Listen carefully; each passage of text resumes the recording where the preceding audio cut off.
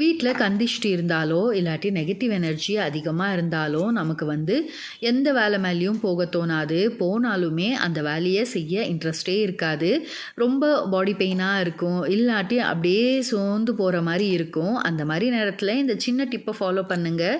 கண்டிப்பாக வீட்டில் வந்து பாசிட்டிவிட்டி இன்க்ரீஸ் ஆகும். அதுக்கு தேவையானதெல்லாம் பார்த்திங்கன்னா வெள்ளைக்கடுகு, 5 கற்பூரம், 5 கிராம்பு, பிரியாணி இலை மேலே எந்த ஒரு பிளாக் ஸ்பாட்ஸும் இல்லாத மாதிரி பார்த்து 3 இலை எடுத்துக்கோங்க.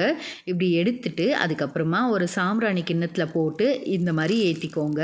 நல்ல நெருப்பு வந்து வரும்போது அதில் வந்து வெள்ளைக்கடுகை போட்டிங்கன்னா அந்த சவுண்டு வந்து உங்களுக்கு கேட்கும். இப்படி வந்து நல்ல சவுண்டு வரும். அதுக்கப்புறமா இது நல்ல பிரியாணி இலை எரிஞ்ச பிறகு அதில் இருந்து வர புகையை வந்து வீட்டோட மூலைக்கும் காட்டுங்க. அப்போ வந்து நல்ல நெகட்டிவிட்டி ரிமூவ் ஆகிட்டு பாசிட்டிவ் எனர்ஜி இன்க்ரீஸ் ஆகும், கண் திஷ்டியும் நீங்கும்.